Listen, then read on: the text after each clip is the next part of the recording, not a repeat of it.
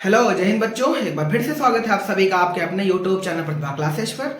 आज हम लोग बात करने वाले हैं अगेन गतिमान आवेश तथा चुंबकीय क्षेत्र के न्यूमेरिकल पर, और ये इसका पार्ट सेकेंड है। पार्ट वन में हमने आपको इस चैप्टर के सारे फार्मूले कराए थे और कम से कम मेरे ख्याल से 8 या 9 न्यूमेरिकल करवाए थे, जिसमें आप समथिंग 1 घंटे हमने टाइम लगाया हुआ था, है ना। आज की क्लास में इस चैप्टर को हम पूरी तरह से निपटा देंगे और इसमें हमने टिक किया हुआ है जितने भी सवाल यूपी बोर्ड में अब तक पूछे जा चुके हैं उन सभी सवालों को हमने मार्किंग किया है और उन सभी सवालों को आज हम बोर्ड पर देखने वाले हैं विद सोल्यूशन।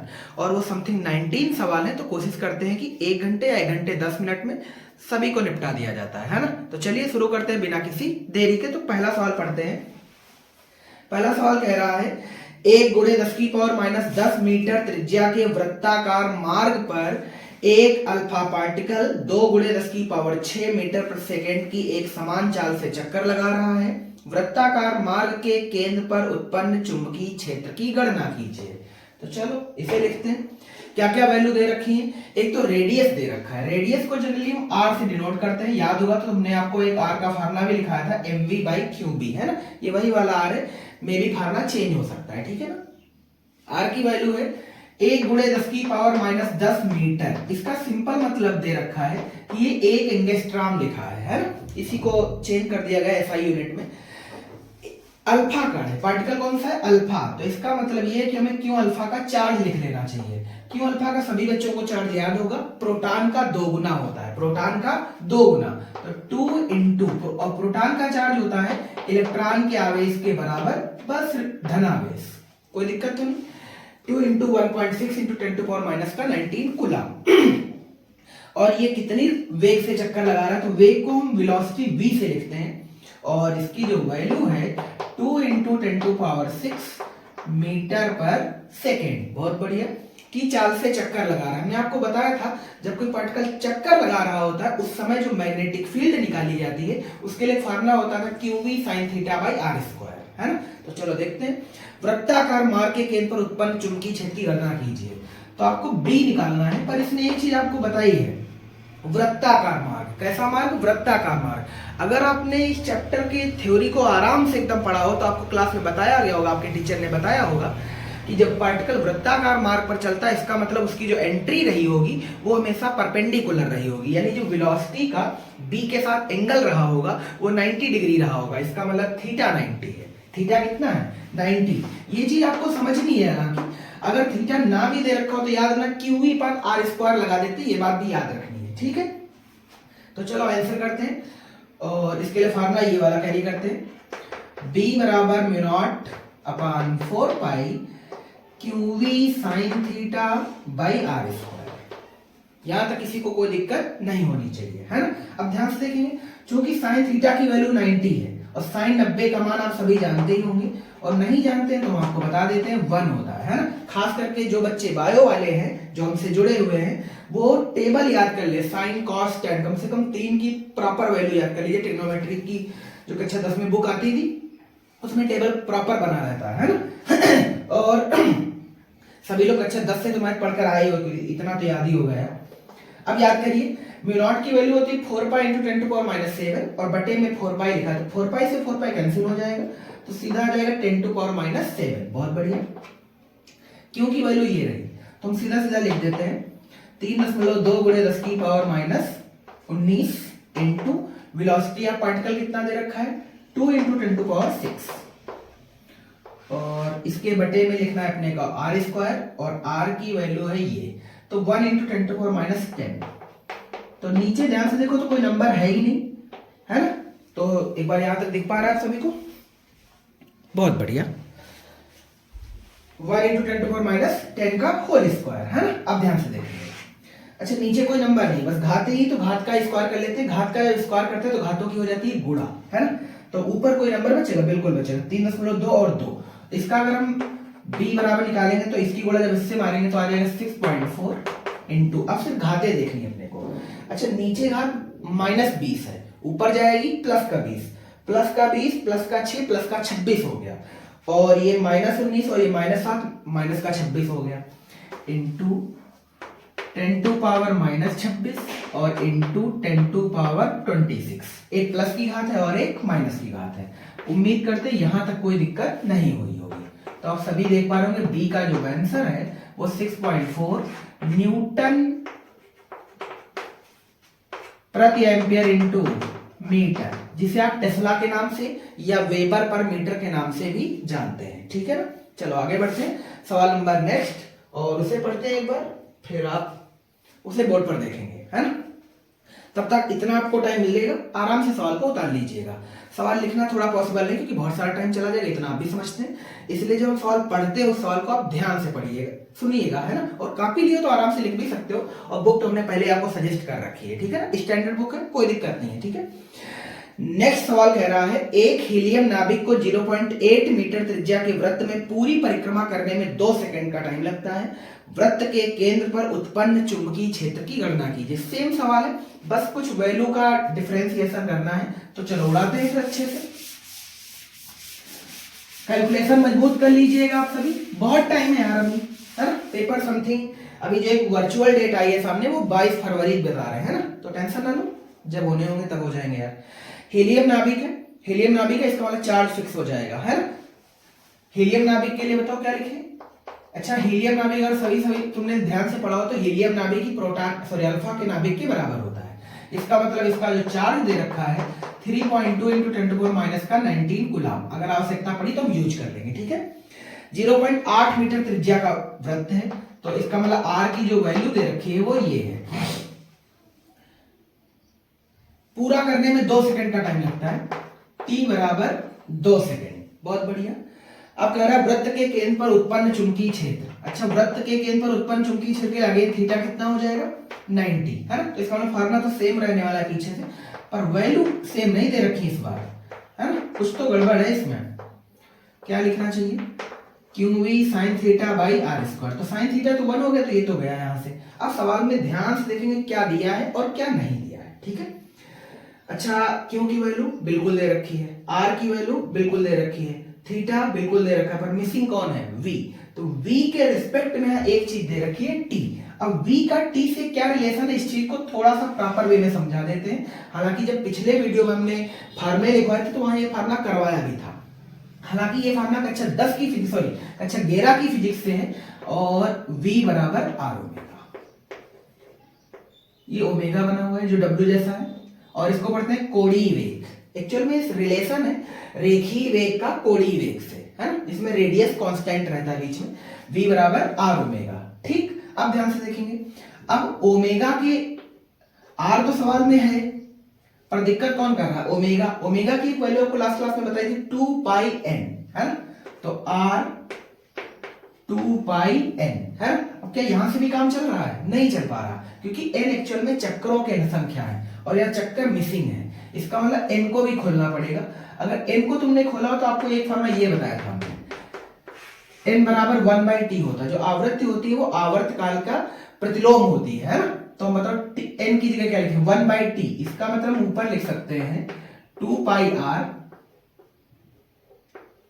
और बटे में t। ये वाली वैल्यू किसकी आ गई, v की, है ना। अब क्या करिए आप इस वैल्यू को उठाइए और यहां रख दीजिए करके, तो आपका काम आसान हो जाएगा। तो चलो एक बार फार्मूला बना लेते हैं, μ0/4π QV। v की वैल्यू बोलो उधर से, तो 2πr और बटे में t, और ये वाला r स्क्वायर तो पहले से लिखा है, ठीक है ना। और साइन थीटा भी पहले से लिखा है, तो हमने कुछ गड़बड़ तो नहीं करा, बहुत बढ़िया। अब ध्यान से, तो r से r गया और पाई से पाई गया। हम बताएं यहां काटो मत, है ना, यहां मत काटिए, पाई को मत काटो, पढ़ा रहने दीजिए, ठीक है ना। इतना समझ आया होगा। तो इसकी वैल्यू तो 1 ही है, तो बाकी को सॉल्व कर देते हैं, ठीक। ध्यान से देखेंगे सब। μ0/4π की वैल्यू हम जानते हैं 10⁻⁻7, ठीक, इनटू Q की वैल्यू बोलेंगे सब 3.2 × 10⁻⁻19 इनटू 2 दे रखा है, इनटू पाई की वैल्यू बोलो 3.14। R तो गया, साइन 90 का मान 1 है, बटे में कितना लिखे, तो t वो आवर्त काल है ना। कितना दे रखा है 2 इनटू केवल R बचा है, R की वैल्यू बोलो 0.8, ठीक है ना। अब जो कट रहा है काट दीजिएगा, ये 2 से 2 गया। और कुछ कर सकता है क्या? बिल्कुल कर सकता है, दशमलव से दशमलव कर सकता है और 8 से 32 कर सकता है। तो ये आ जाएगा 4, है ना। अब इस 4 की गुणा तो इससे करनी है, तो चलो कर देते हैं। यहां लिख देते हैं आंसर बी बराबर 4 की गुणा आप इससे मार दीजिए, 4 चक्कू 16, 4 एक के 4 और 4 एक 5 और 4 3 12। कितने अंक के बाद दशमलव है? 2, 12.56। अब घात देख लीजिए, 19 7 26 टेस्ला। ये आपका प्रॉपर आंसर है, कोई दिक्कत तो नहीं, बहुत बढ़िया। ठीक, इसके बाद नेक्स्ट सवाल पढ़ते हैं। वो भी कुछ सेम कैटेगरी का है, वैल्यू रख करके उसको उड़ा देते हैं। ठीक, पर जितने भी सवाल पूछे जा रहे हैं उनको हम एक भी को नहीं छोड़ने वाले हैं। ठीक, नेक्स्ट कह रहा है हाइड्रोजन परमाणु का इलेक्ट्रॉन है। इसका मतलब है जो इस बार चार्ज है वो इलेक्ट्रॉन का लिया जाएगा, क्योंकि उसमें अल्फा नापी के बराबर 2 इलेक्ट्रॉन नहीं होते। हाइड्रोजन परमाणु का इलेक्ट्रॉन एक वृत्ताकार पथ में, जैसे वृत्ताकार पथ बोला जाता है आपको थीटा 90 समझना है। ठीक है, जिसकी त्रिज्या दे रखी है। त्रिज्या कितनी दे रखी है? 0.5 गुणे 10 की पावर माइनस 10 मीटर। और होगी भी यही, अगर आपने मॉडर्न फिजिक्स के बारे में कभी पढ़ा हो तो हाइड्रोजन के परमाणु में नाभिक से पहले इलेक्ट्रॉन की कक्षा की दूरी जो होती है वो 0.5 एंगस्ट्रॉम ही होती है। ठीक है, तो कभी अगर मॉडर्न फिजिक्स के जब न्यूमेरिकल आएंगे तो आपको ये चीज बताएंगे भी, याद रखना। हालांकि और इसकी जो रफ्तार दे रखी है वो दे रखी 2 × 10⁶ मीटर पर सेकेंड। बहुत बढ़िया। कि एक समान चाल से चक्कर लगाता है, वृत्ताकार पथ के केंद्र पर उत्पन्न चुंबकीय क्षेत्र की गणना कीजिए। पार्टिकल इलेक्ट्रॉन था, इसका मतलब जो चार्ज लिया जाएगा वो इलेक्ट्रॉन का लिया जाएगा, और इलेक्ट्रॉन का चार्ज मेरे ख्याल से आपको अच्छे से रटा पड़ा होगा।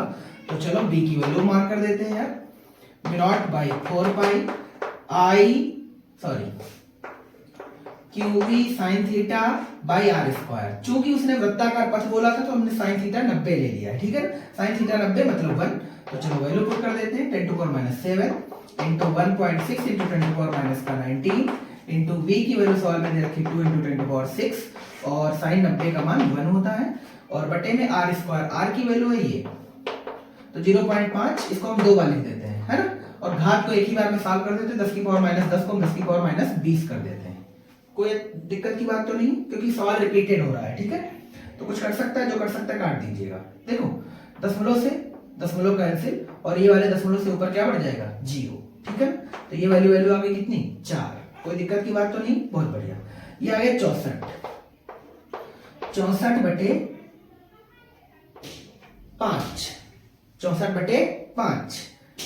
अब घात और देख लीजिए, इंटू -20 ऊपर है, +20 ऊपर हो जाएगा, तो घात 26 और ये भी 26, तो 10 की पावर -26 इंटू 10 की पावर +26। तो क्या ये भाई सब गया? बिल्कुल गया। अब यहाँ आंसर कर लीजिए, बी बराबर बचा कितना? 64/5। इसको सॉल्व कर लीजिए, या तो हम तो कहते हैं देखो कुछ मैथमेटिकल के रूल होते हैं, अगर किसी नंबर को 5 से भाग कर रहे हो तो ऊपर वाली संख्या का डबल कर दीजिए, ऊपर वाली संख्या का डबल कर दीजिए और 1 अंक के बाद दशमलव लगा दीजिए। ये आपका आंसर है ना। चाहो तो सॉल्व करके देख लो, या तो आपको ट्रिक्स आती है तो फिर उड़ाते जाइए। ठीक, तो अगला सवाल आइए और सॉल्व कर लीजिएगा। ठीक, नेक्स्ट सवाल कह रहा है, ये सब पूछे गए सवाल है, हमें बार बार ना बताना पड़े कि कब पूछा गया था, तो इसीलिए हमने पहले ही बता दिया था। हमने केवल उन्हीं सवाल को चुना है जो विगत वर्षों में पूछे जा चुके हैं। ठीक है ना, तो चलो नेक्स्ट सवाल करते हैं। हाइड्रोजन के परमाणु में एक इलेक्ट्रॉन नाभिक के चारों ओर 0.5 एंगस्ट्रॉम त्रिज्या की वृत्ताकार कक्षा में घूम रहा है। यदि इलेक्ट्रॉन 1 सेकंड में 7 × 10⁻15 चक्कर लगाता है तो कक्षा के केंद्र पर उत्पन्न चुंबकीय क्षेत्र का मान ज्ञात कीजिए। इस सवाल के पहले जो हमने सवाल लगाया था उसमें जितने भी फार्मूले हमने खोले थे ना, उसको भूलना नहीं है, सबसे इंपॉर्टेंट चीज वही है। ठीक, तो चलो बढ़ते और देखते हैं कितना टाइम लगने वाला है। हाइड्रोजन का परमाणु, तो एक बात फिक्स है कि इसका जो चार्ज होगा वो इलेक्ट्रॉन के बराबर होगा, मतलब 1.6 × 10⁻⁻19 कूलम होने वाला है। अब कह रहा है चारों ओर 0.5 एंगस्ट्रॉम। देखो ये रेडियस फिक्स है, अगर तुमसे कभी हाइड्रोजन परमाणु में त्रिज्या निकलवाने को कह दे तो याद रखना आंसर फिक्स है। आंसर कितना है? 0.5 एंगस्ट्रॉम। आप एंगस्ट्रॉम को 10 की पावर -10 में लिख सकते हैं एज SI यूनिट। ठीक है ना, की चाल से गतिमान है, 0.50 वेबर, सॉरी दूसरा पढ़ दिया है, यदि इलेक्ट्रॉन 1 सेकंड में, टी की वैल्यू कितनी दे रखी, 1 सेकंड, यानी प्रति सेकंड कितने चक्कर लगा रहा है, चक्कर को हम n से लिखने वाले हैं 7 × 10⁻15 चक्कर।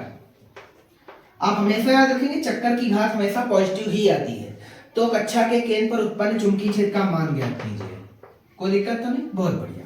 अब बी की वैल्यू निकालते हैं। वृत्ताकार कक्षा है जिसमें थीटा 90 है, थीटा कितना है 90। तो बोलो बी की वैल्यू क्या करें यार, बी की वैल्यू वही अगेन μ0/4 पाई QV sin थीटा बटे बोलो क्या r² है ना। तो sin 91 है तो वैल्यू पुटिंग कर देते हैं 10⁻⁻7 क्यू की वैल्यू बोलेंगे सब तो 1.6 × 10⁻⁻19 इनटू वेलोसिटी पार्टिकल की नहीं दे रखी तो वेलोसिटी को अलग से सॉल्व कर देते हैं, है ना। अभी बराबर हमने बोला था v बराबर r ओमेगा, अगर हम यहाँ पे लिखें तो 2 पाई l लिख सकते हैं, है ना। बस इसी चीज को यहाँ पे ले आना है ना। तो ध्यान से देखेंगे एक बार, चलो कर देते हैं, हालांकि पूरा कर देते हैं। अब वैल्यू हमने खोल दी है, v की जगह लिख देंगे ये वाली वैल्यू r 2 पाई या 2 पाई nr लिख देते हैं, ठीक है। 2 × 3.14 इंटू r की वैल्यू बोलो कितनी है 0.5 × 10⁻10 इंटू n रहे ये 7 × 10⁻15। ये सवाल थोड़ा सा लंबा हो गया, लंबा हम नहीं कर दिया है। हम चाहते तो ये वाला r ये वाले r से काट भी सकते हैं, तो वो तुम बैठ के काट लेना, कोई दिक्कत नहीं है, ठीक है। यहाँ बोलो क्या बचा r² की वैल्यू बोलो कितनी है ये, तो 0.5 × 10⁻10। एक बार इसको और लिख देते हैं, क्या ठीक रहेगा ये, ताकि हम आराम से ऊपर नीचे काट सके। बस खत्म, अब काट देते हैं, के वाला पूरा टर्म जाएगा, है ना। तो हम ये पहले वैल्यू रख करके भी काट सकते थे, हमने वैल्यू रख दी थी इसलिए नहीं काटा था, ठीक। तो वैल्यू रख करके काटा है बाद में। कुछ कट रहा है क्या, देखो दशमलव से ये वाला दशमलव कैंसिल, ऊपर 2 अंक के दशमलव बच गए, ये बात याद रखनी है, ठीक। चलो सॉल्व करते हैं। मेरे ख्याल से कोई नंबर ऐसा बचा जो कट जाए आसानी से, इसको काट देते हैं यार, ये वाले 0.4। अब ठीक है, चलो कोई नंबर एक्स्ट्रा बचा, 16 बचा, 0.4 बचा, 3.14 बचा और 7 बचा, है ना। इस नंबर को यहां लिख देते हैं, b बराबर 16 चक्कू 64 मतलब 6.4 इंटू ये वाला नंबर, इस वाले नंबर को हम 7 से गुणा कर ही लेते हैं, है ना। 7 चौके 28, 7 इक्के 7, 7 2 9 और 7 3 21। तो ये आगे 2 अंक के बाद दशमलव, 7 की हमने इसमें गुणा कर लिया, ठीक। इंटू कुछ घाते देख लीजिए, 15 प्लस की है, बाकी सब माइनस घात है। 19 और 7 26, 26 से 15 घटा दीजिए तो माइनस का 11। नीचे कुछ नहीं बचा है केवल सिवाय इस घात के, तो ये ऊपर जाएगी इंटू 10⁻10। कोई दिक्कत तो नहीं, बहुत बढ़िया। या हम बताएं, क्योंकि हमने यहाँ पे बटे के लिए लिखा ही था तो ऐसे लिखा रहने देते हैं, ठीक। अब ध्यान से देखें,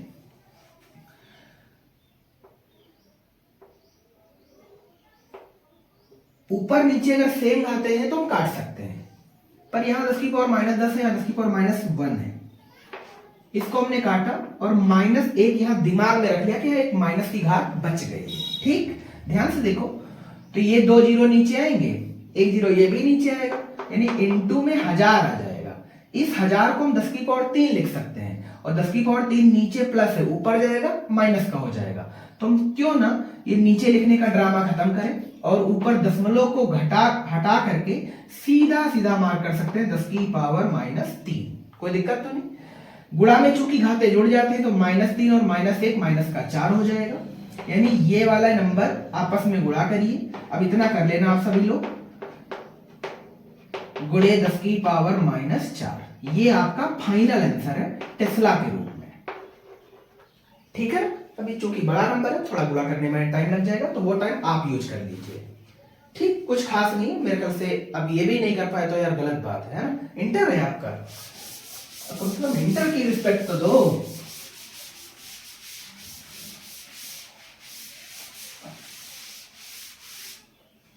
चलो आगे बढ़ते हैं, अगला सवाल। अभी तो जो हमने 3-4 सवाल लगाए वो सेम फार्मूले के थे, पर थोड़े से डिफरेंट क्वालिटी के थे, इसलिए हमने सभी को लगवा दिया। और हालांकि वो बोर्ड में सारे पूछे गए, सब इस बुक को उठा करके चेक कर लेना, जो 15, 16, 17, 18 नंबर के न्यूमेरिकल को देखना जाकर के, वो सब रिपीटेड सवाल है। ठीक है, नेक्स्ट बेहतरीन सवाल है, एक डायग्राम दे रखा है, पहले डायग्राम बना देते हैं। एक सर्कल बना है और इस सर्कल की सतह ऐसे और एक वायर से टच है, वायर में करंट ऐसे है, तो ये यहां ऐसे जाएगा और यहां से ऐसे आएगा और यहां से ऐसे जाएगा। ठीक है ना, बहुत बढ़िया। सर्कल की जो रेडियस दे रखी है वो 10 सेंटीमीटर है और करंट जो है इसमें वो 10 एम्पियर है। ठीक, यानी सर्कल की रेडियस 10 सेंटीमीटर और वायर में या गोले में जो करंट है वो 10 एम्पियर है। मान लेते ये पॉइंट सी है। ठीक, अब सवाल सुन लीजिए एक बार। कह रहा एक लंबे तार को चित्र की तरह मोड़ा गया है, तो चित्र आप देख पा रहे होंगे।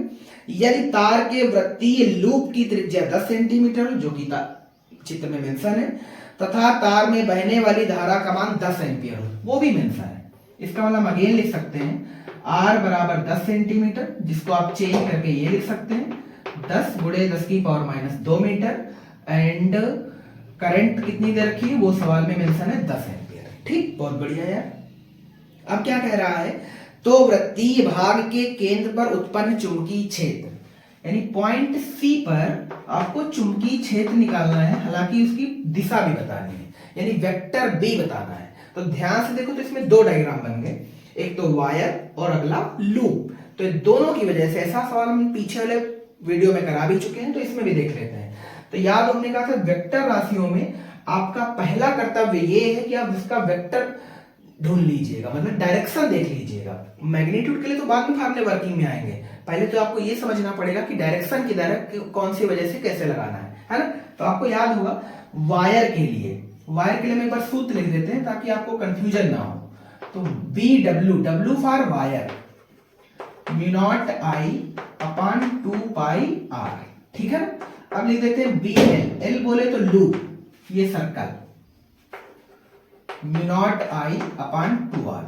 एक बात सभी बच्चों को समझ आ रही होगी, अगर हम सेम वैल्यू के साथ इस फार्मूले के साथ जाएं तो BL ऑलवेज ग्रेटर आएगा BW से, है ना। ऐसा क्यों? क्योंकि इस वाले में बटे पाई है और इस वाले में बटे पाई नहीं है। ठीक, तो चलो आंसर कर लेते हैं। इसमें करंट इधर, तो वायर की वजह से सी पर जो आंसर है वो बाहर है।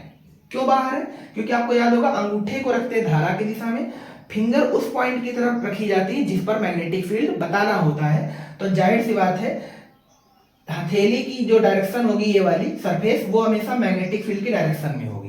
तो वायर की वजह से आंसर कहां? बाहर। तो BW बताओ कहां है? बाहर, लंबवत बाहर। बहुत बढ़िया। अब लिख लेते हैं गोले की वजह से। तो गोले का एक पार्टिकुलर सेक्शन काट लीजिए। तो ध्यान दो, करंट ऊपर है, करंट ऊपर, पॉइंट उधर, समझ आया ना। मैग्नेटिक फील्ड बाहर, यानी लूप की वजह से भी आंसर कहां है? बाहर।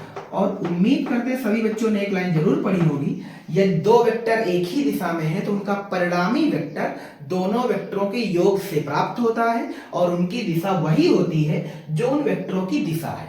कोई दिक्कत तो नहीं। इसका मतलब अगर मैं फाइनल आंसर लिखना हो BC बराबर, BC समझ में आ रहा है, पॉइंट C के लिए मैग्नेटिक फील्ड, तो फिर क्या लिखना चाहिए? दोनों चूंकि बाहर है तो जुड़ जाएंगे, तो BW प्लस BL, है ना। और आंसर लिख सकते हैं लंबवत बाहर, लंबवत बाहर। बहुत बढ़िया। अब वैल्यू पुट कर देते हैं। BW के लिए बताओ क्या लिखे? तो mu not I upon 2 pi r plus mu not I upon 2r, है ना। यहां से कॉमन क्या ले सकते हैं? तो mu not I upon 2r common ले लीजिए, अंदर बचेगा 1 बाई पाई और प्लस में 1। यहां तक उम्मीद करते हैं सभी को आया होगा। अगेन इसको हम खोल लेते हैं, mu not I upon 2r, ये हो जाएगा 1 प्लस पाई बटे पाई। क्या यहां तक सभी को दिख रहा है अच्छे से? गुड। ठीक, अब कहानी बस यही समाप्त होगी। तो एक बार वैल्यू हम रख देते हैं, आप काट लेना जाके, है ना। चलो यहां रख देते हैं BC बराबर, BC बराबर म्यू नॉट की वैल्यू बोलो कितनी होती है? म्यू नॉट की वैल्यू होती है 4 pi into 10 to power minus 7 into I की वैल्यू आप देख पा रहे होंगे सवाल में 10 बटे 2r, 2 इंटू आर की वैल्यू रही है 10 गुणे 10 की पावर माइनस 2 और अंदर बचेगा 1 प्लस पाई बटे पाई, तो 1 प्लस 3.14 और बटे में पाई। कोई दिक्कत तो नहीं? ठीक, तो पाई से पाई चला जाएगा, 2 से 4 चला जाएगा, यहां तक समझ आया होगा, और 10 से 10 चला जाएगा। अब आंसर कर लेते हैं, ये नंबर जुड़ जाएगा, ये हो जाएगा 4.14 और इंटू में 2 आ जाएगा, तो 2 into 10 to power minus 7 into 4.14 बटे में 10 टू पावर माइनस 2। 414 का करेंगे तो 828 आ जाएगा, मतलब 8.28 आ जाएगा, इंटू ये माइनस 2 ऊपर जाएगा प्लस का 2 हो जाएगा, तो प्लस का 2 माइनस के 7 से घट जाएगा, -5। उम्मीद करते हैं सभी बच्चों को ये बेहतर आया होगा, है ना। डायरेक्शन किधर है वो हमने यहाँ पर फाइनल पहले लिख दिया था, आंसर बाहर। कुछ गड़बड़ करा हमने?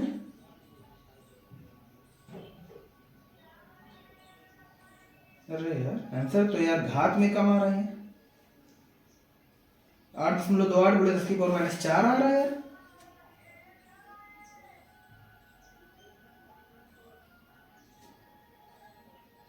देख लेना जाके, ठीक है।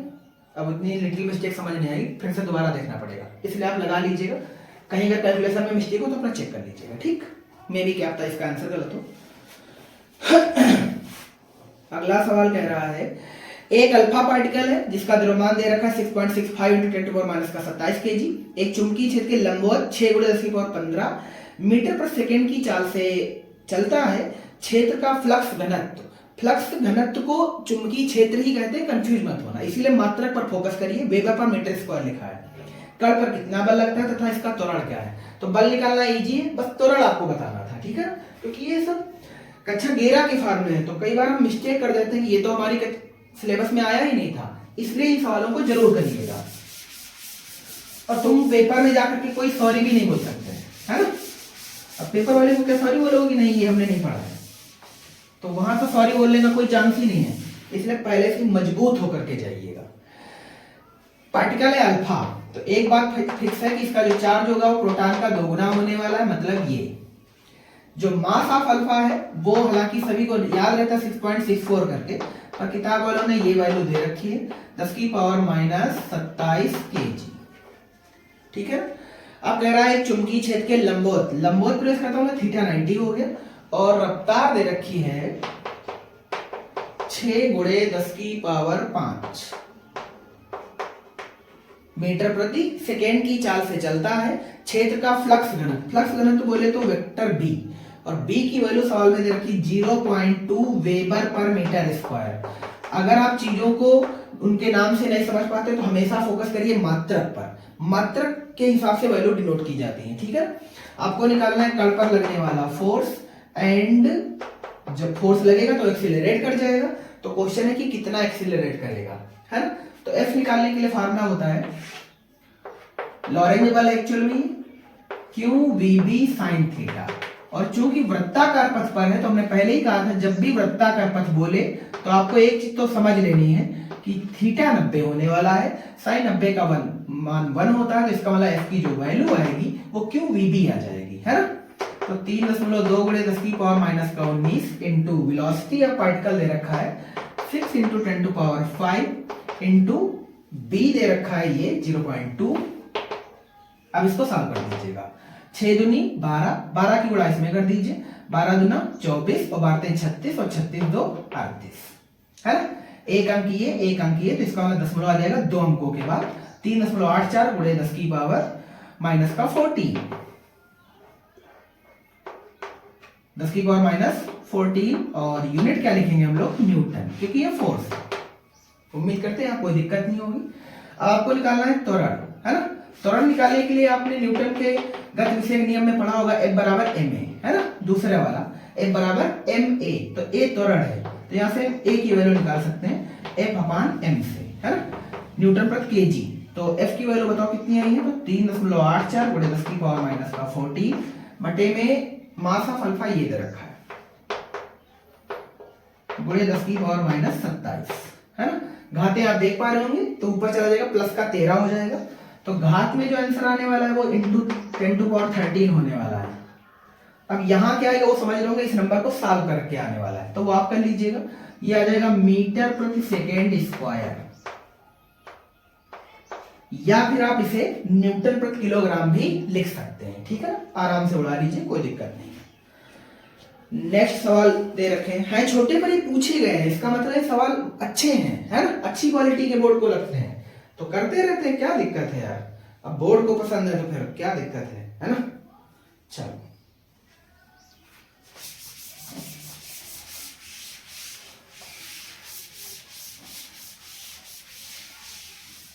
अगला सवाल देखते हैं, और वो कह रहा है एक इलेक्ट्रॉन है 5×10⁷ मीटर पर सेकेंड के वेग से 1 वेबर पर मीटर स्क्वायर के चुंबकीय क्षेत्र में क्षेत्र की दिशा से 30 डिग्री कोण पर प्रवेश करता है, इलेक्ट्रॉन पर आरोपित बल ज्ञात कीजिए, है ना। इलेक्ट्रॉन का जो वेलोसिटी दे रखा है वो दे रखा है 5×10⁷।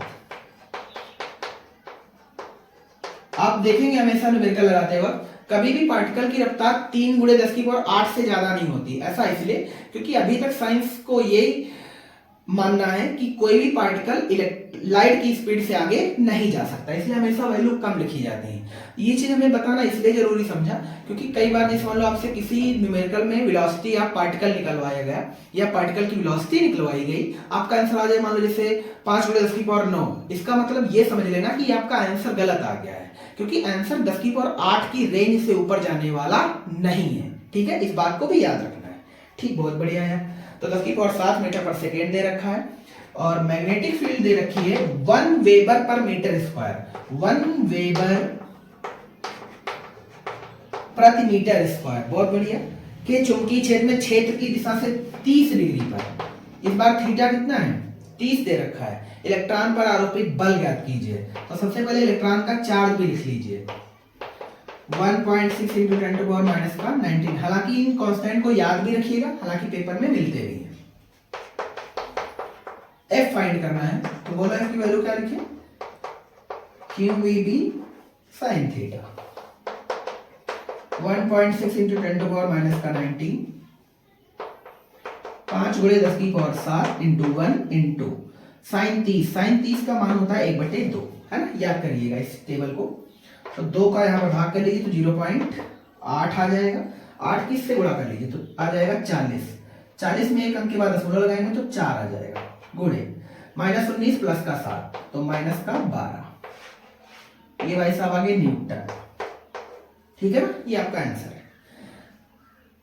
नेक्स्ट सवाल है, अगेन पूछा गया 2011 का है। एक इलेक्ट्रॉन 6×10⁷ मीटर पर सेकेंड के वेग से एक समान चुंबकीय क्षेत्र जिसकी तीव्रता 0.003 वेबर प्रति मीटर स्क्वायर है के अभिलंबवत गति कर रहा है, लंबवत का मतलब थीटा 90 हो गया, उसके पथ की त्रिज्या बता दीजिए कितनी है ना। तो इलेक्ट्रॉन का दे रखा है, वेग दे रखा है 6×10⁷ मीटर प्रति सेकेंड के वेग से एक समान चुंबकीय क्षेत्र जिसकी तीव्रता दे रखी है, तीव्रता का मतलब b दे रखा है 0.003 सॉरी टेस्ला, वेबर पर मीटर स्क्वायर को हम टेस्ला लिख सकते हैं, के लंबवत गति कर रहा है, लंबवत गति कर रहा है तो थीटा कितना हो गया 90, उसके पथ की त्रिज्या बता दीजिए। जब पार्टिकल लंबवत प्रवेश करता है तो त्रिज्या के लिए सिंपल बेसिक सूत्र है r = mv/qb, है ना। तो यहाँ पर इलेक्ट्रॉन है तो चूंकि हम इलेक्ट्रॉन के लिए लिख लेंगे q इलेक्ट्रॉन, बोलो कितना 1.6 × 10⁻⁻19 कूलम। कोई दिक्कत तो नहीं, इलेक्ट्रॉन ही है, हाँ इलेक्ट्रॉन ही है, तो चलो वैल्यू पुट कर देते हैं। अब इलेक्ट्रॉन का हमें मास पता होना चाहिए, है ना, क्योंकि मास इसमें दे नहीं रखा है, तो मास ऑफ इलेक्ट्रॉन आपको याद करना पड़ता है, वो होता कितना है 9.1 × 10⁻31 kg, ये होता है ना। तो चलो लिखते हैं फिर 9.1 × 10⁻31 into velocity of particle 6 × 10⁻7 q 1.6 × 10⁻19 b ये रहा 0.003, कोई दिक्कत तो नहीं। ठीक, अब एक चीज आपको बता देते हैं, कैलकुलेशन को थोड़ा सा रियलाइज कर लीजिए। ये 9.1 है, अच्छा अगर 9 होता तो 3 से कट जाता, 9.1 है तो नहीं कटने वाला है ना। तो इससे सवालों में आपको बता देते हैं, कि आप अपनी मर्जी से दशमलव के उस तरफ वाले नंबर को थोड़ा बहुत डिटरमाइन कर सकते हैं। 0.1 को 0.2 बना लीजिए, 0.3 बनाने वाला तो 0.3 बना लीजिए, 4 बनाने वाला तो 4 बना लीजिए। इससे आंसर में कुछ खास त्रुटि नहीं आती, बहुत ज्यादा त्रुटि आएगी तो 0.12% की आएगी, और बोर्ड में इस त्रुटि को काटा नहीं जाता है, ठीक है ना। तो कैलकुलेशन को इजी करने के लिए दशमलव के बाद वाले अंक में आप थोड़ी बहुत छेड़छाड़ कर सकते हैं, है ना। उतनी नहीं कि जैसे अभी यहाँ 1 लिखा है तो 1 को आप 9 में लेकर चले जाइए, नहीं इतना नहीं, आसपास के नंबर ले लीजिए। जैसे इसे हम 9.0 बना सकते हैं, और आप इसे 9.2 बना सकते हैं, 3 तक ले जा सकते हैं, ठीक है ना। ज्यादा छेड़छाड़ मत करिएगा, इसे सॉल्व कर लीजिएगा, जो भी आएगा आपका आंसर आ जाएगा मीटर में। किस यूनिट में? मीटर में, ठीक है ना। चलो आगे बढ़ते हैं। अगला सवाल है, ये वेक्टर फॉर्म में दे रखा है, इसे मिटा देते हैं।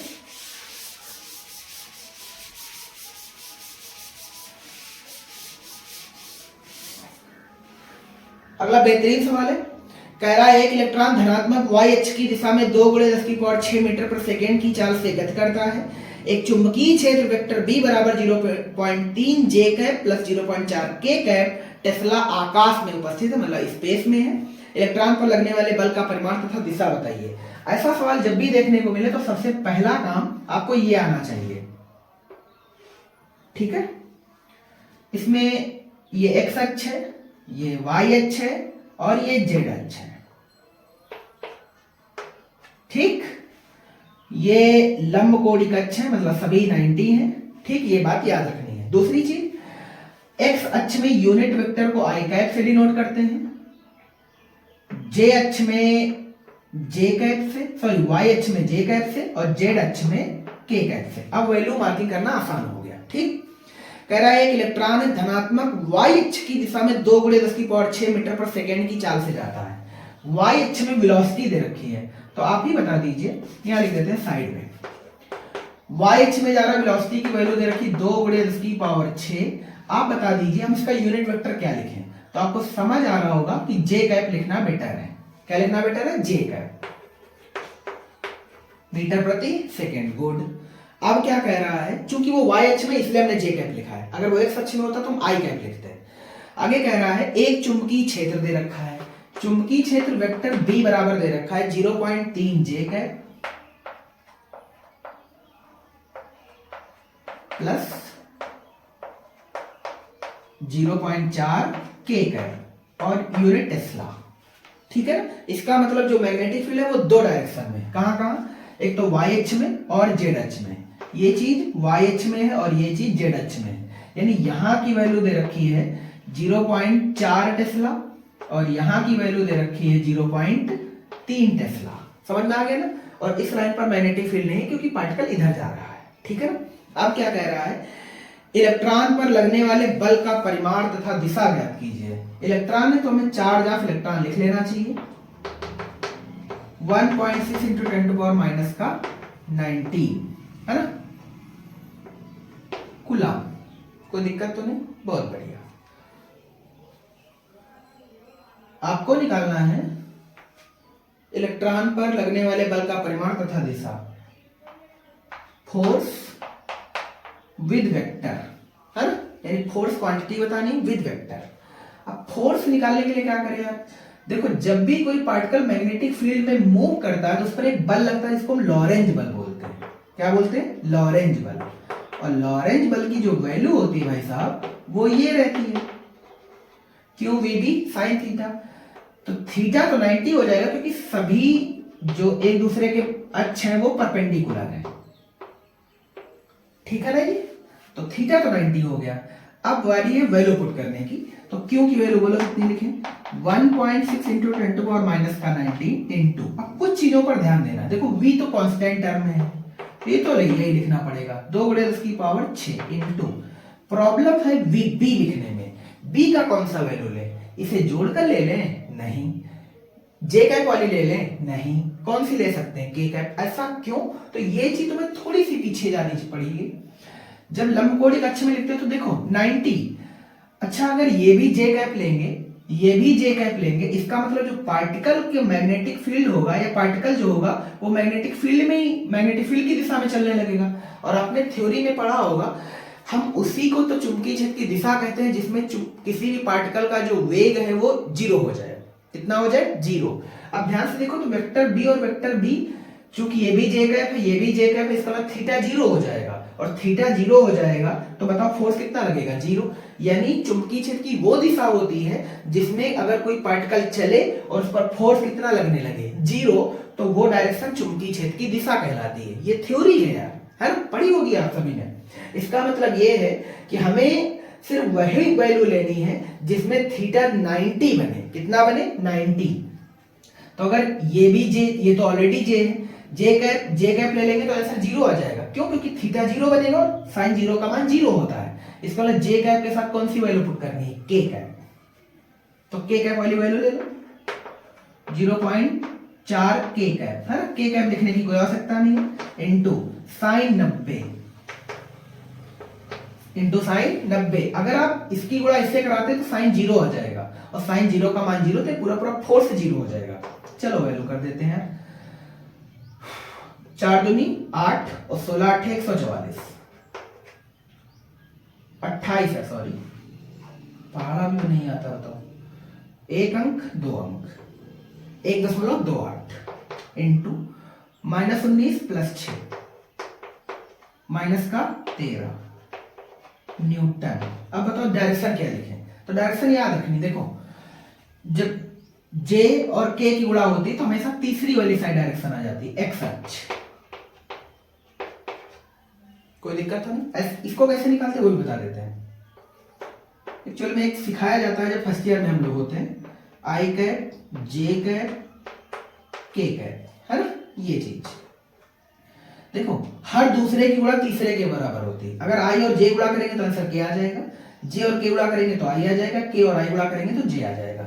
आप ध्यान से देखेंगे तो जे कैप इंटू के कैप, जे कैप इंटू के कैप, आंसर बोलो आई कैप। आई कैप का मतलब हो गया एक्स अक्ष, इसीलिए मार्क कर दिया, ठीक है ना। बेहतरीन सवाल था, पूछा भी गया है, छोटा सा सवाल है और छोटा पैकेट बड़ा धमाका वाला है ये। तो स्क्रीन को पॉज कर लीजिएगा, आराम से लगा लीजिएगा, ठीक है। आगे बढ़ते हैं। अगला सवाल कह रहा है एक इलेक्ट्रॉन को कुछ विभवांतर लगाकर त्वरित किया जाता है और फिर 0.09 वेबर पर मीटर स्क्वायर के एक समान चुंबकीय क्षेत्र में लंबवत प्रवेश कराया जाता है। 100% बात सही है कि थीटा 90 होने वाला है, बहुत बढ़िया। चुंबकीय क्षेत्र में प्रवेश करते समय इसका जो वेलोसिटी है 10⁸ मीटर पर सेकेंड है। इलेक्ट्रॉन के वृत्ताकार पथ की त्रिज्या की गणना कर दीजिए। इलेक्ट्रॉन को कुछ विभवांतर लगाकर त्वरित किया गया, तो इसका कुछ वैल्यू नहीं देखा तो कोई फर्क नहीं पड़ेगा। मैग्नेटिक फील्ड दे रखी है 0.09 टेस्ला के एक समान चुंबकीय क्षेत्र में लंबवत प्रवेश कराया जाता है। तो थीटा बोलो कितना हो गया है? 90। चुंबकीय क्षेत्र में प्रवेश कराते समय इसका जो वेग है 10⁸ मीटर पर सेकेंड है। इलेक्ट्रॉन के वृत्ताकार पथ की त्रिज्या ज्ञात कर दीजिए। चूंकि इलेक्ट्रॉन की बात कर रहे हैं तो हम क्यों इलेक्ट्रॉन लिखना नहीं भूलेंगे। 1.6 × 10⁻⁻19। अगर मास ऑफ इलेक्ट्रॉन जरूरत पड़ी तो वो भी यूज कर लिया जाएगा। 9.1 × 10⁻31 kg, है ना। अब आर का फॉर्मूला हम सभी बच्चे जानते हैं, आर बराबर mv/qv, और मेरे ख्याल से इसे आप लगा लेंगे यार। देखो m की वैल्यू ये रखी है, v की वैल्यू ये रखी है, q की वैल्यू ये रखी है, b की वैल्यू ये रखी है। अगर आप ये साधारण भी काम नहीं कर सकते तो फिर करेंगे क्या, है ना। इसलिए जितने भी सवाल बेसिक हैं उन्हें कम से कम छोड़ते रहिएगा, ठीक है। कैलकुलेशन बेस्ड सवाल है, वैल्यू आपके सामने बस पुट कर दीजिए, गुणा भाग कर दीजिए, उड़ा दीजिए, ठीक। आगे बढ़ते हैं।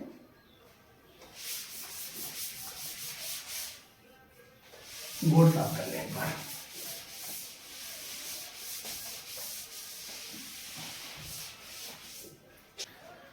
अब नेक्स्ट सवाल देखते हैं। 10 ईवी ऊर्जा का एक इलेक्ट्रॉन है, के बराबर 10 ईवी, चेंज कर लीजिए, 10 × 1.6 × 10⁻⁻19 जूल। ये ईवी के रूप में था, हमने जूल बना दिया, ठीक, बहुत बढ़िया। और बी की वैल्यू सवाल में दे रखी है 1 × 10⁻⁻4 टेस्ला के चुंबकीय क्षेत्र में वृत्ताकार मार्ग पे चक्कर लगा रहा है। वृत्ताकार शब्द बोले थीटा 90 हो गया। ज्ञात कीजिए फर्स्ट इलेक्ट्रॉन की चाल, सेम पीछे वाला सवाल है।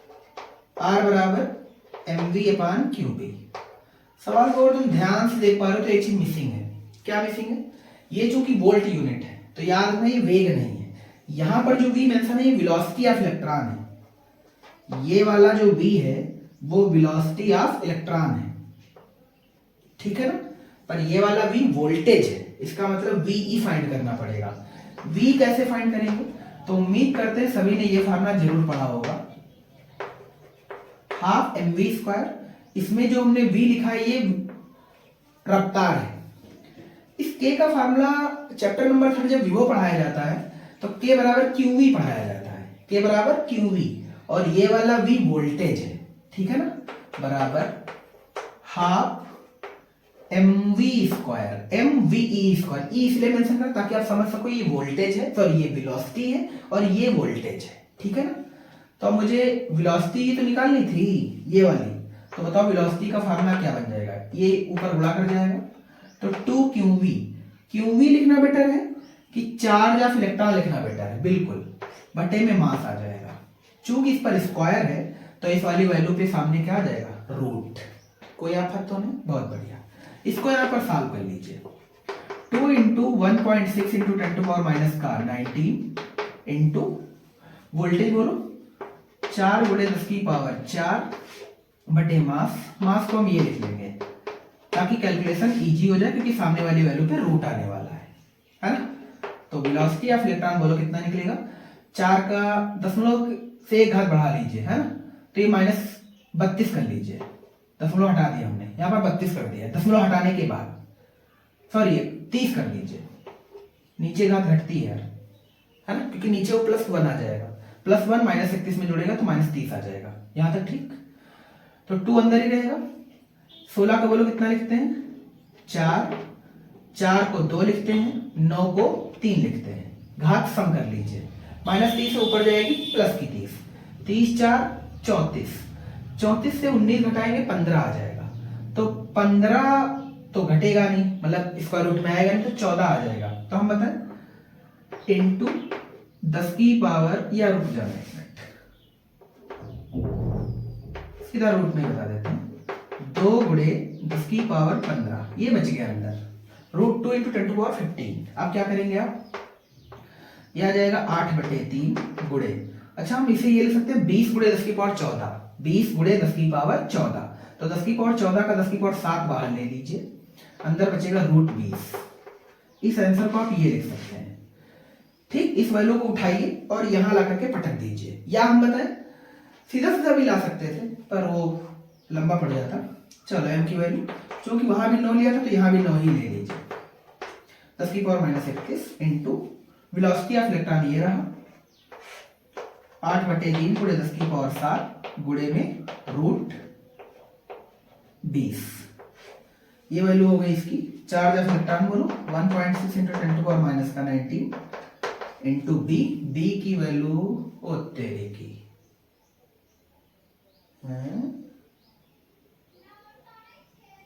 क्या निकालना था, बी, अरे दे रखा हमने, इसे टी लिख दिया यार, यूनिट सही लिखा है पर अक्षर गलत ले लिया था तभी नहीं दिख रहा था।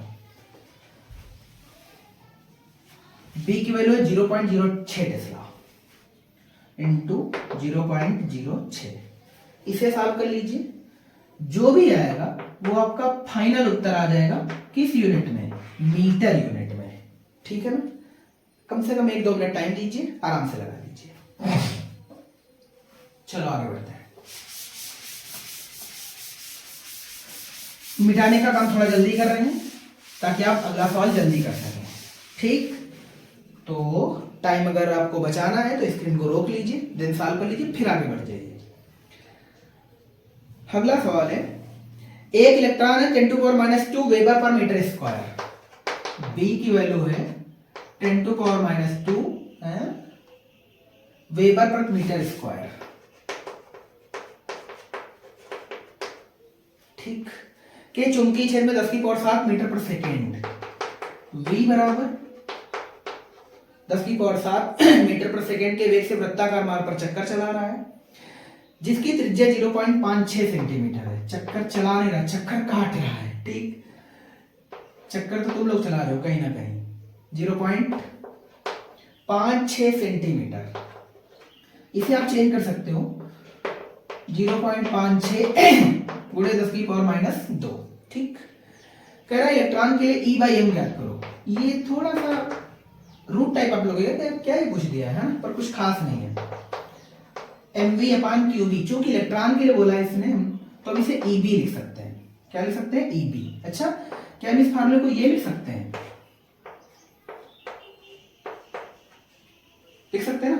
अरे ऊपर वाले m को बटे में ले आइए, अगर हम फिर से इसको सॉल्व कर लेते हैं ऊपर चला जाएगा तो mv/b रिटर्न आ जाएगा। अब मुझे E/m ज्ञात करना है ना, तो बताओ क्या लिखें, v/br। क्या v की वैल्यू भी है, b की वैल्यू भी है, r की वैल्यू भी है, बेसिक कैलकुलेशन है, समाप्त कर दीजिए। नेक्स्ट सवाल क्या कह रहा है, इसे देखते हैं। कह रहा है एक प्रोटॉन है 8 eV गतिज ऊर्जा के एक समान चुंबकीय क्षेत्र में लंबवत प्रवेश करता है। एक न्यूट्रॉन की गतिज ऊर्जा ज्ञात कीजिए। प्रोटॉन की दे रखी है, न्यूट्रॉन की निकालनी है। ठीक है, वह उसी चुंबकीय क्षेत्र में उसी पथ पर गति कर रहा है। ठीक, एक प्रोटॉन है, गतिज ऊर्जा दे रखी है, गतिज ऊर्जा को K से लिखते हैं, प्रोटॉन को हमने P से मेंशन करा तो Kp लिख दिया, 8 eV। बाकी कोई वैल्यू नहीं दे रखी है, कह रहा है न्यूट्रॉन की गतिज ऊर्जा ज्ञात कीजिए। न्यूट्रॉन को हमने D से लिख दिया, Kd फाइंड करना है और सब कुछ सेम है उसके लिए, मतलब Kd के लिए ठीक वही सारी शर्तें हैं जो किसके लिए हैं, Kp के लिए। समझ में आ गया, यानी वही चुंबकीय क्षेत्र है, वही रेडियस का पथ है, वही वेलोसिटी है, सब कुछ सेम है, वही मैग्नेटिक फील्ड है, सब कुछ डाटा सेम है। तो चलो फिर K के लिए सॉल्व करते हैं। पहले Kp के लिए देख लेते हैं। Kp का हम फार्मूला सभी लोग जानते हैं, हाफ mv² है ना। चूंकि इसके लिए सब कुछ कांस्टेंट है तो हमने एक फार्मूला यही वाला, ये वाला ध्यान से देखेंगे, R बराबर mv/qb। अरे आर बराबर m v upon q B. पर हम थोड़ा सा इसमें सही करने वाले हैं, क्यू पी लिख लिया, एम को भी पी बना दिया, कोई दिक्कत तो नहीं। और चूंकि हमने के पी लिखा है तो इसके लिए भी पी लिख देते हैं। ठीक, अब यहां से वी की वैल्यू निकाल लेते हैं। वी की वैल्यू अगर निकालेंगे तो आ जाएगा क्यू पी बी आर बटे में एम पी। उम्मीद करते हैं यहां तक आया होगा। एमपी में जो पी पी वर्ड देख रहे हैं वो प्रोटॉन के लिए है, ठीक है। इस वैल्यू को उठाइए और यहां पटकिए आकर के, तो केपी बराबर बोलो क्या आ जाएगा, हाफ एमपी तो ऐजा लिख लीजिए इनटू वी स्क्वायर करना है तो वो वाली वैल्यू का स्क्वायर कर दीजिए। क्यू सफिक्स में पी कर दिया, इसका कर दिया हमने स्क्वायर, बी का भी स्क्वायर और आर का भी स्क्वायर बटे एम का भी स्क्वायर, चूंकि पी के टर्म में, ठीक है ना। तो ध्यान से देखेंगे एमपी से ये वाला स्क्वायर कैंसिल, बचा क्या, half q p square B square r square बटे एमपी। और इसी चीज की सवाल में वैल्यू कितनी दे रखी है, ये 8 ईवी। समझ में आ गया ना। अब मुझे केडी निकालना है, डेटा यही है, बस अंतर क्या है वो आपको बताना है मुझे। तो केडी लिखना है, ध्यान से देखना, वो केपी था और इसकी वैल्यू 8 दे रखी है। अब ध्यान से देखो, हाफ, तो चार्ज प्रोटॉन और न्यूट्रॉन के चार्ज बराबर होते हैं। ये चीज यहां पर थोड़ा सा समझा देते हैं। क्यूपी डायरेक्ट बराबर होता है क्यूडी के, पर मास ऑफ जो न्यूट्रॉन होता है वो मास ऑफ, चलो ऐसे लिख देते हैं, यहां डी बना लो और यहां पी बना लो। जो मास ऑफ न्यूट्रॉन होता है वो ये होता है, इस डेटा को याद रखिएगा। जो मास ऑफ न्यूट्रॉन होता है वो मास ऑफ प्रोटॉन का डबल होता है। जो मास ऑफ न्यूट्रॉन है वो मास ऑफ प्रोटॉन का दोगुना है। इसका मतलब हम लिखने वाले हैं q p square B square r square बटे एमपी की जगह लिखने वाले हैं एमडी। क्या लिखने वाले हैं, एमडी। और एमडी की वैल्यू तो अभी भी बताइए 2 एमपी है, मतलब मास के प्रोटॉन और मास के 2 गुना है, तो 2 एमपी। उम्मीद करते हैं यहां तक आया। ठीक, अगर इस 2 को बंद करें, ये वाले 2 को, तो ध्यान से जो ऊपर लिखा है वही तो ये लिखा है और ऊपर जो लिखा है वही ये लिखा है। इसका मतलब ये है कि ऊपर वाली वैल्यू की तो 8 वैल्यू है, बटे में 2 एक्स्ट्रा है अपने पास, काट दीजिए। ये आपका आंसर है, यानी गतिज ऊर्जा जो न्यूट्रॉन की होगी वो आंसर में कितनी आएगी, 4 eV, 4 इलेक्ट्रॉन वोल्ट। अब इसे जूल में लिख सकते हैं 6.4 × 10⁻⁻⁹ जूल। ठीक, आगे बढ़ते हैं बेहतरीन सवाल की तरफ। और अगला सवाल है आपके सामने ये, इसे अपना लगा लेना भैया।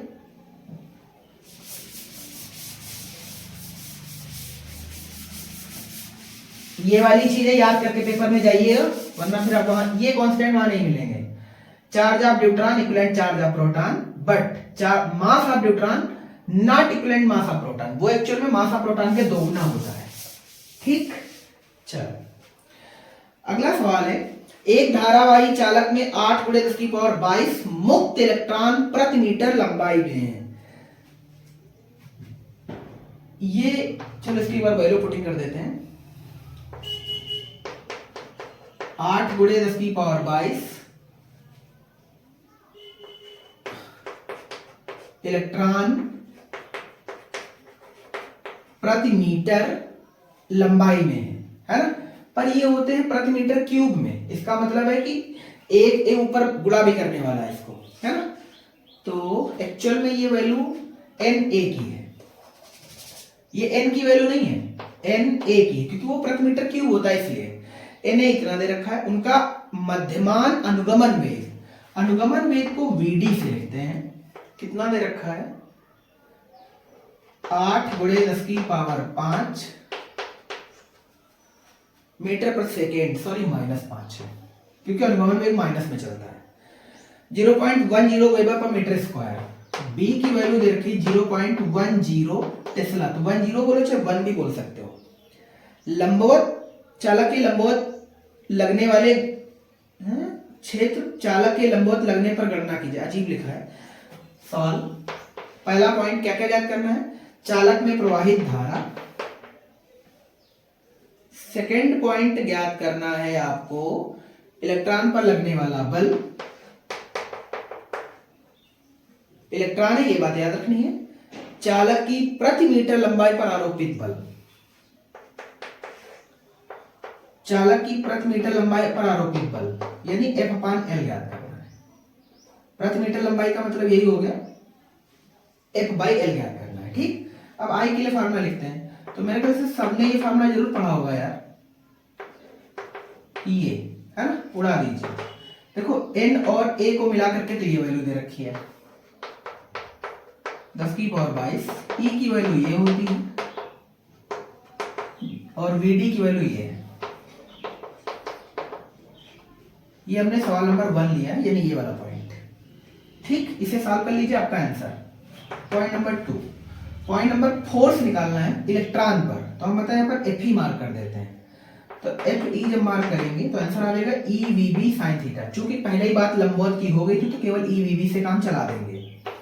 1.6 × 10⁻⁻⁹ इंटू वेलोसिटी ऑफ जो इलेक्ट्रॉन है वो ये है और मैग्नेटिक फील्ड ये है। इसे सॉल्व कर लीजिए, आपका आंसर। तो ये दो उत्तर हो गए। थर्ड F/L ज्ञात करना है। F/L एक्चुअल में आता कहां से, तो उसके लिए फार्मूला होता है IBL sin थीटा।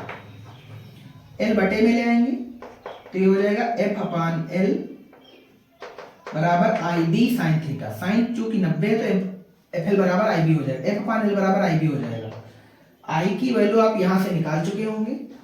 ठीक, I की वैल्यू आप यहां से कर चुके होंगे और B की वैल्यू आपके सामने 0.1 है, यानी इस नंबर में 0.1 से गुणा और मार देंगे तो F/L निकल आएगा। ठीक है ना, चलो इसे भी इरेज करते हैं, आगे बढ़ते हैं। अगर आपको ये लग रहा है उनको जल्दी करना है तो आपको सही से बता दें, इसमें कुछ कैलकुलेशन नहीं है, सिर्फ नॉर्मल अंकों का गुणा और भाग है, इसलिए खुद की जिम्मेदारी लीजिए इनको करने की। अगले 1-2 बेहतरीन सवाल और बचे, इसके बाद चैप्टर खत्म होता है। फिर मिलते हैं नेक्स्ट चैप्टर में, आपको बताएंगे कब से, है ना। दो समांतर धारावाही तारों के मध्य में चुंबकीय क्षेत्र का मान B है, जबकि तारों में क्रमशः I तथा 2I धाराएं हैं। यह धारा I वाले तार में धारा को 0 मान लिया जाए तो चुंबकीय क्षेत्र का मान ज्ञात कीजिए। तो दो वायर ले लेते हैं। वायर में करंट की दिशा को पेपर में नहीं बताया गया, मतलब क्वेश्चन में नहीं बोला गया, तो हमने सेम डायरेक्शन ले ली है। आप अपोजिट भी ले सकते हैं। ठीक है, चुंबकीय क्षेत्र का मान B है ना, तो इसकी वजह से भी B मान लो, उसकी वजह से भी B मान लो। तो इसकी वजह से बताओ कहां होगा, अंदर, मैग्नेटिक फील्ड अंदर। ठीक है ना, इसे मान लेते हैं B1 इसकी वजह से, ये मान लेते हैं पहला तार और ये मान लेते हैं दूसरा तार है, इसकी वजह से बाहर, यहां मान लेते हैं।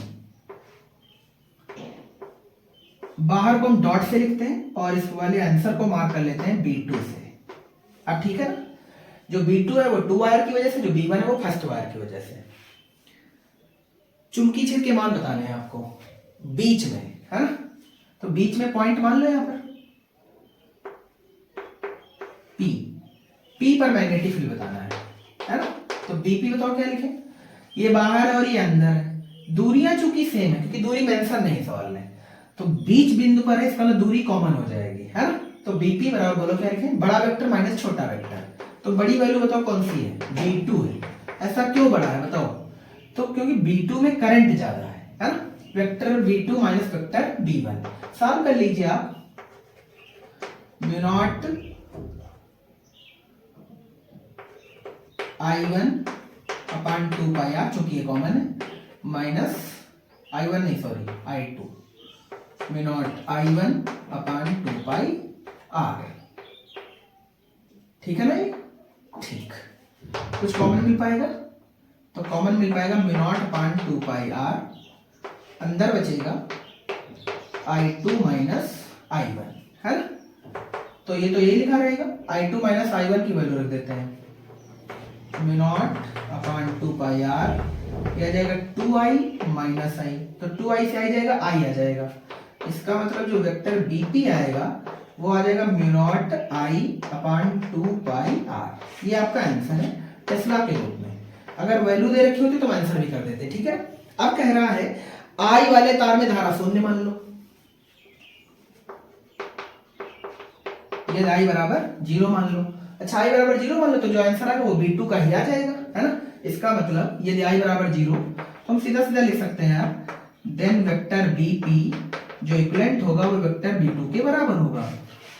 इसका मतलब अगर हमें BP निकालना हो, आंसर बताना हो, तो आ जाएगा mu not 2i upon 2 pi r, है ना। आप चाहो तो 2 से 2 काट सकते हो, तो ये आंसर आ जाएगा mu not i upon pi r. ये आपका आंसर है।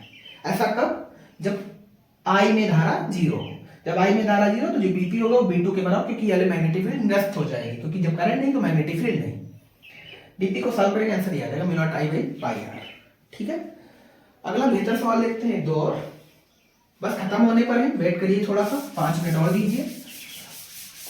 अब ये क्लास आपको समथिंग 1 घंटे प्लस हो गई होगी।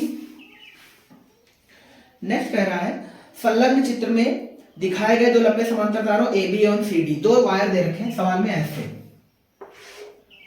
एक में करंट है उधर जिसका नाम है AB, अगले में करंट है इधर जिसका नाम है CD।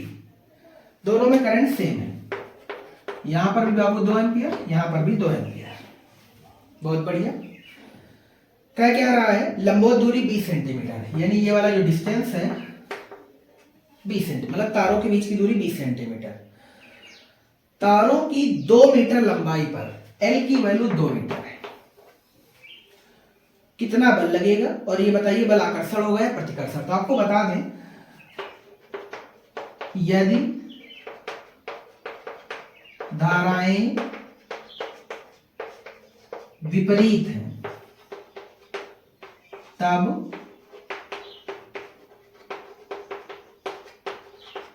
ये बात याद रखो, हालांकि आपको पढ़ाया भी जाता है तो सिखा दिया जाता है, तब क्या होगा? प्रतिकर्षण, ठीक है ना। और अगर ये धाराएं समान होती तो होता है आकर्षण। आपको निकालना क्या है?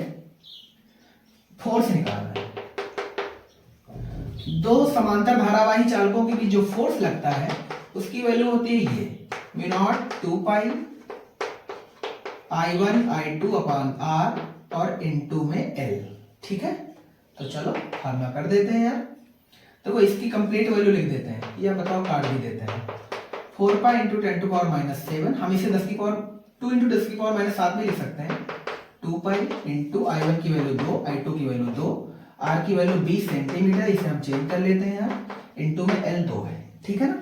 पाई से पाई जाएगा, 2 से 2 जाएगा, तो ये आ जाएगा 2, और कुछ कट सकता है वो काट दीजिए यार। ये 10 आ जाएगा, ये 5 आ जाएगा, ये 0.4 आ जाएगा, 0.8 आ जाएगा। सीधा सीधा कर देते हैं 8, 10 की पावर माइनस 7, 10 की पावर माइनस 2, 10 की पावर माइनस 5 न्यूटन। और किस नेचर का होगा? प्रतिकर्षण।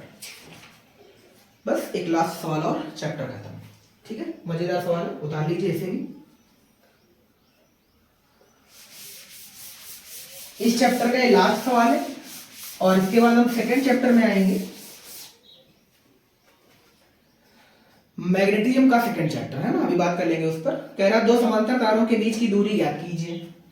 2 समांतर तार ले लिए हमने, इनके बीच की दूरी को r से लिखते हैं, तो r ही फाइंड करना है। तो सबसे पहले r को क्वेश्चन मार्क में लिख लेते हैं, r ज्ञात करना है। जबकि उनमें क्रमशः 100 और 20 एम्पियर की करंट है। इस वाले में बाबू 100 एम्पियर और इस वाले में 20 एम्पियर। बहुत बढ़िया।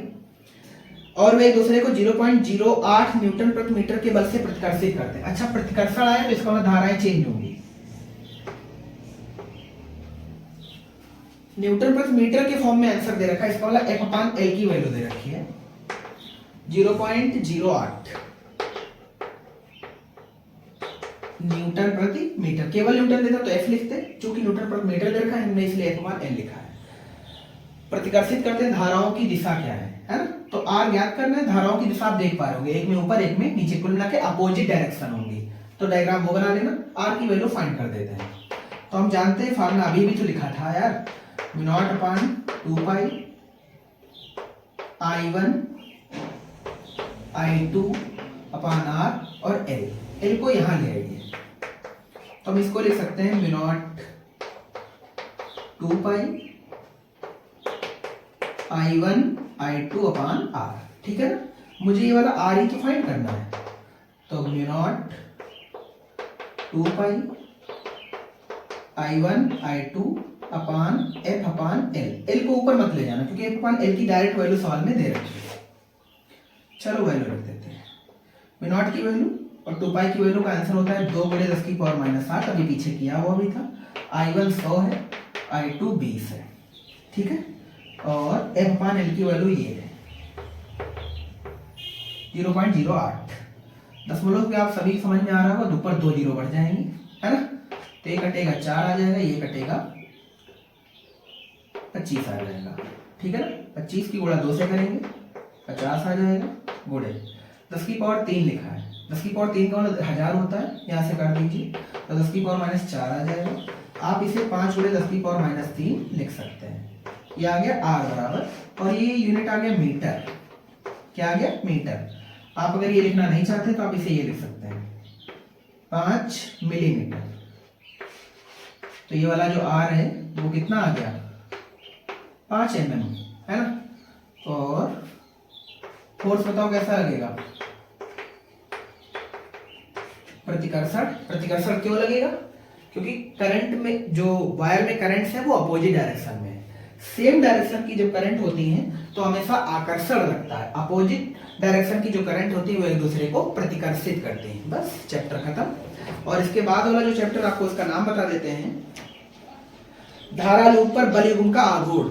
न्यूमेरिकल हमने देखे नहीं कितने, तो अगर 10-15 न्यूमेरिकल होते हैं, 20 तक होते हैं तो हम एक ही वीडियो में निपटाएंगे, और अगर 20 प्लस होते हैं जैसे 40 समथिंग तो उनको हम 2 वीडियो में निपटा देंगे, ठीक है ना। तो क्लास अच्छी लगी हो तो अपने दोस्तों को शेयर करना ना भूलें, और भी दोस्तों को ऐड करते रहिएगा। और जो आपके साथ छोटी वाली क्लास के बच्चे हो 9th 10th वाले, उनको भी चैनल के बारे में जरूर जानकारी दें। Thanks for watching. जय हिंद।